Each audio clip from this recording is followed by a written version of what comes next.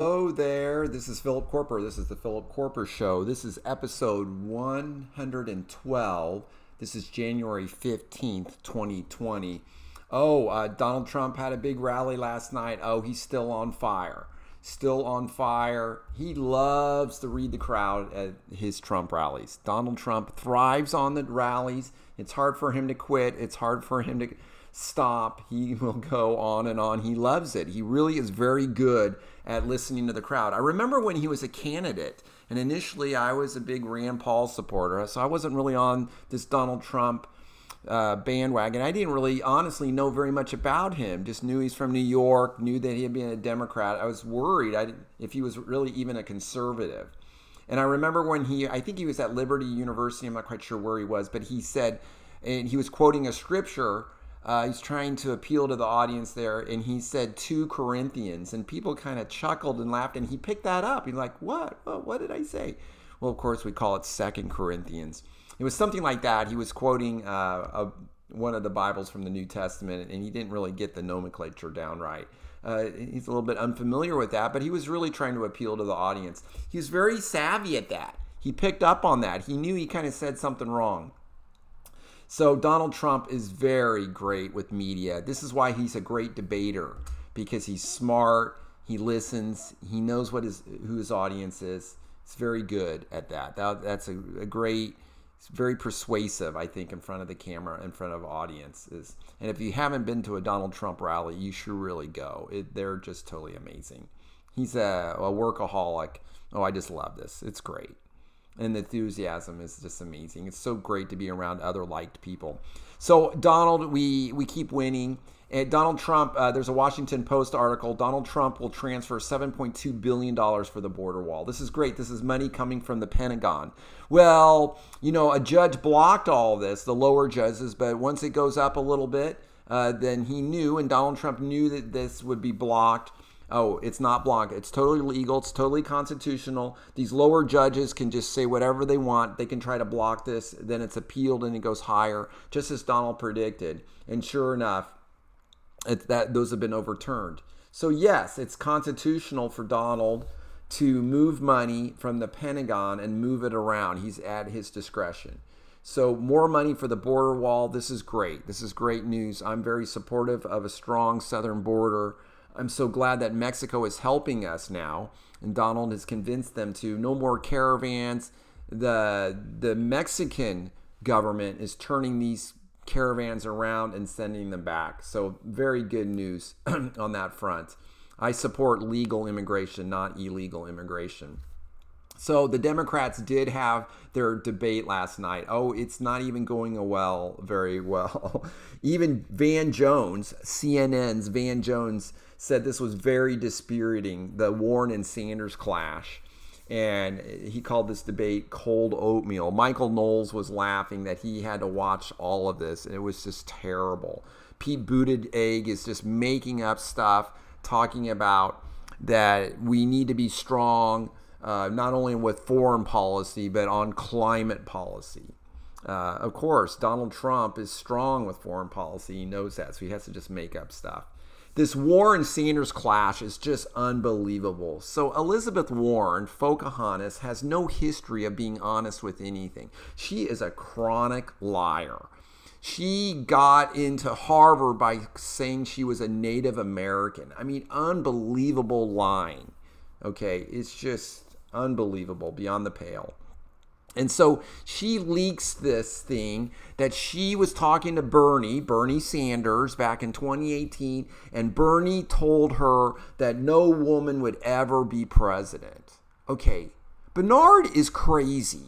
He's a crazy communist. We know that. But he, in all fairness, really is not just a chronic liar. And on some of his proposals, he's honest. He's going to have to raise taxes tremendously. He sometimes hesitates in saying it, but we can get it out of him. He will not lie about that. And so CNN goes, Bernie, during this debate, which was hosted by CNN, and of course this was leaked to CNN, Bernie denies this. In the debate, they ask him, why did you say that to Pocahontas? And Bernie goes, well, I didn't say that. And he goes on and on about it very convincingly.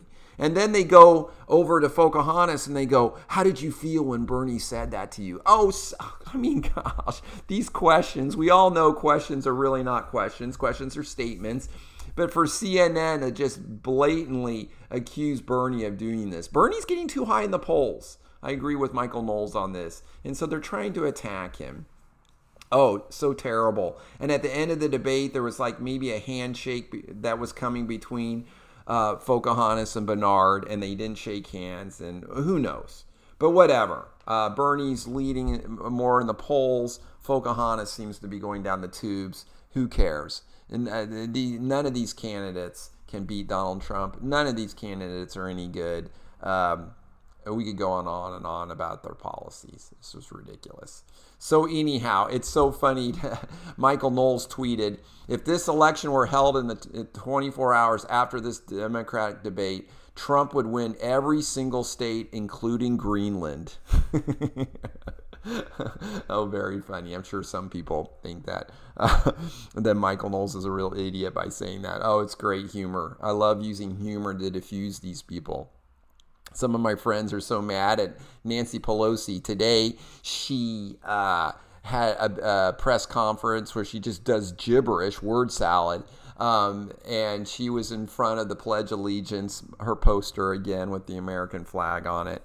Oh, and just talking about how she is now we're going to march this over to the White House. And Donald Trump has been impeached, and history will always show that stain of impeachment is on him. And I want to go, Nancy, you are a liar. Nancy, you are powerless without Cocaine Mitch McConnell. The House does not operate independently at all. That first article, the powers of the Constitution give the lower house, the House of Representatives, and the upper house, the Senate. Both of them together have to speak together for them. That is that third of government. Nancy is helpless, worthless, nothing she does is of any validity without Cocaine Mitch, without the Senate. Oh, the Founding Fathers were so smart. This impeachment is never, ever going to happen. Never, ever. Okay? They have decided to try a case. Nancy and her House, under pure partisanship, she's got bipartisan opposition to her, even in the House, but she's got a lot of California and New York representatives in there. They packed into that House of Representatives, and they voted this. How come this hasn't happened before? How come Paul Ryan didn't do this when the Republicans controlled the House? How come the other Democrats haven't done this before? The Democrats have been in charge of the House for the majority of like the last 80 years, 100 years. Well, how come they haven't done this before? This is ridiculous. The Republicans did it against Bill Clinton. Turned out to be pretty much a farce. Didn't go over very well. No president has ever been impeached. At work, I was telling some of the nurses this. They were surprised. They thought that Richard Nixon has been impeached. Oh, no, he hasn't. No, he resigned. No, there was a threatening an impeachment. No, he resigned. No president has ever been impeached. No president has ever been kicked out of office by the Senate voting 2/3, a supermajority, to get rid of a president. It's never, ever happened. And usually the House doesn't even bother going through these articles of impeachment because it's really worthless unless you have huge bipartisan support. The Founding Fathers were so smart. So Nancy has not done anything. And Cocaine Mitch will soon. Anyway, I hope they just vote to override this thing and get rid of it. It's gone. Josh Hawley's thing, this is a joke. Let's treat it like a joke. And let's be, some Republicans want to be fair and want to be serious, since the House was so partisan. But anyhow, it'll be interesting to see what they do. But anyhow, it's going nowhere. It's done. No, there will be no stain on Donald Trump from this. The stain will be on Nancy Pelosi. Crazy Nancy Pelosi, just blinded by her hatred. These Democrats, just anything they do to attack the President of the United States. They won't even call him that. They call him an illegitimate president. Oh, good grief. It's just retarded. We never called Barry Obama illegitimate. No, no, he was the president of the United States. I didn't really like him, but he was the president. We didn't impeach him. Paul Ryan could have impeached him over Benghazi. Did he? No. No, it's dumb. We knew that would never go through the Senate. We know that's divisive. No. It was never designed to be that way. Oh, there's a funny tweet getting back to the debate on Noah. Trevor Noah tweeted, the Daily Show guy. He tweeted a picture of plugs, Joe Biden taking notes during the debate. And then has this picture, obviously fake, on his little notepad, which says, "You're in Iowa, you're in Iowa, you're in Iowa," to make sure it's straight. So I love it. Okay, the left is starting to feed on each other. Pocahontas and Bernie are starting to fight. Oh, this thing is all collapsing. They're panicking. They're absolutely panicking. Okay. It's very funny. It's very funny. Even Bernie's getting in this. So Bernard tweeted, "The war in Iraq turned out to be the worst foreign policy blunder our country has ever made." Well, that's weird, but whatever. "I voted against the war. I did everything I could do to prevent the war. Joe Biden cannot say the same." Democrat debate. Yeah, Joe Biden is saying that he was against the war. Joe Biden was supportive of this war. So was HRC. She supported the war in Iraq too. Oh, so funny. The stock market's rallying. Oh, it went over 29,000. The Dow went over 29,000 today. I love how Donald says, if you're not making a ton of money in your retirement, get help, because you should. Oh, I encourage everyone to just get stock index funds and just buy those and do not sell them. If you have extra money to save or for retirement, oh, what better to invest in the largest companies of America and just go. The stock market will go up and down, but overall, our companies will do very well in the long term. And if America is not doing well, no one's doing well. Our economy is pretty much running the whole world right now. It's totally amazing. I don't want to invest in foreign companies. I invest in American companies. And American companies are all throughout the world anyhow. You think they don't drink Coca-Cola in India or China? Oh, they do. I've been there, not to India, but to China, and they do. So anyhow, I trust American companies. These other countries, there's just no freedom. There's a lack of freedom. The Iranians are complaining of that. Many people are so upset at the government there because the government of Iran will not let people be free. Oh, did you guys miss? Avenatti was arrested. Oh, big Michael Avenatti. Oh, yeah. Judge Napolitano thought this guy was great. And the Democrats were saying, oh, yeah, he needs to run for president. Oh, this was Stormy Daniels, very flamboyant lawyer. Oh, who Stormy sued him and won. I mean, this guy is a complete idiot. And he was arrested by the IRS agents, during a California State Bar hearing. Oh, Avenatti is in big trouble.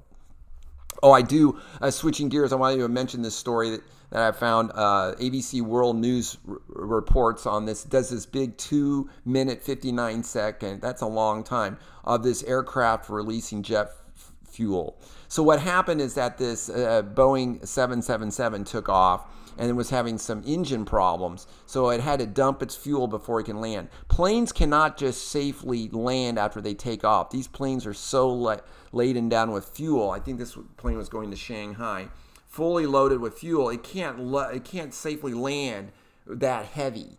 So they has to lose weight. Well, you lose weight by dumping the fuel. That's the only way you do it. So they're dumping the fuel, and apparently they went over 3 schools, and some of the kids were at the playground and felt some of this jet fuel come down. Oh, yeah, and they called 911. They freaked out. The media freaks out. Oh, none of the kids, though, went to the hospital. All they had to do was wash off the fuel from them. Oh, anyhow, but this plane was in trouble and was taking all the precautions it could. And so it landed. Oh, I mean, people are just against fossil fuel. People are just against anything.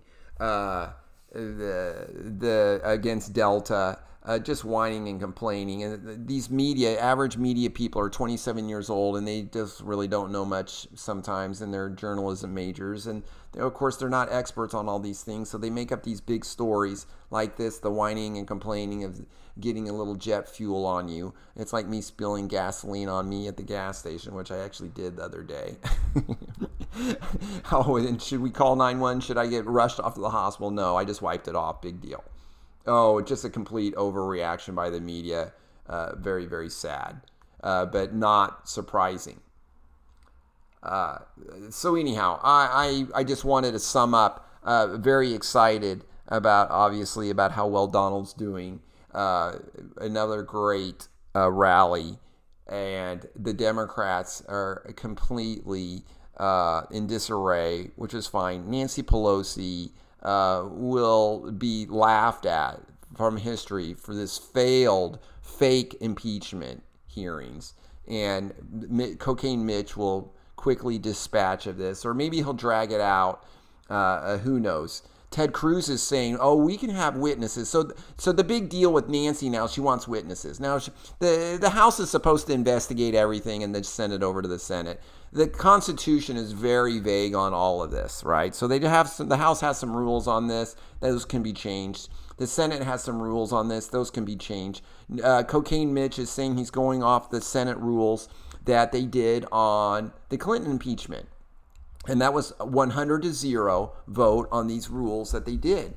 So sounds fair, right? Okay, that was the Republicans.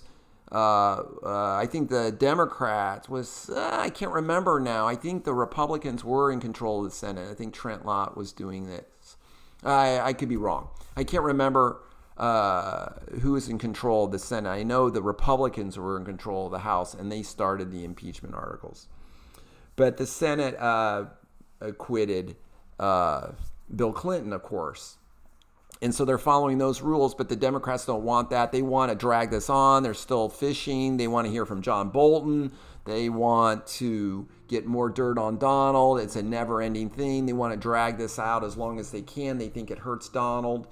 And so they are just trying to drag this out as much as possible and do some more fishing and have some more witnesses. Well, Ted Cruz goes, okay, you guys can have your witness, but for every witness that you want, like John Bolton, we get to call in Joe Biden. We get to call in Hunter Biden.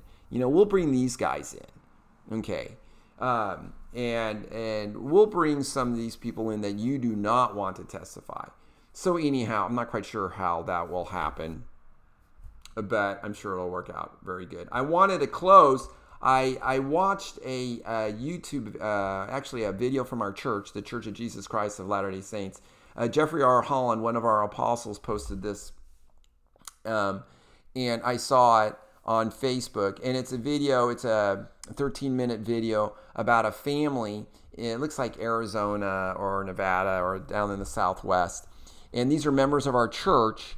And what had happened is that one of this other members of the church used to play basketball, church basketball in one of our churches. If you guys didn't know, we're really into basketball. Most of our church buildings have a basketball court in them, in the middle of them.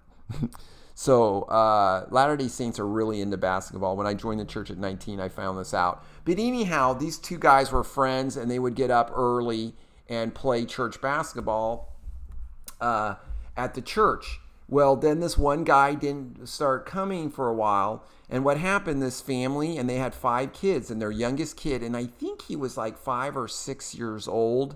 And he was, this family was unloading boxes, and the father backed his pickup truck close onto the driveway to get more boxes in. And then when he was pulling away, he inadvertently ran over his son.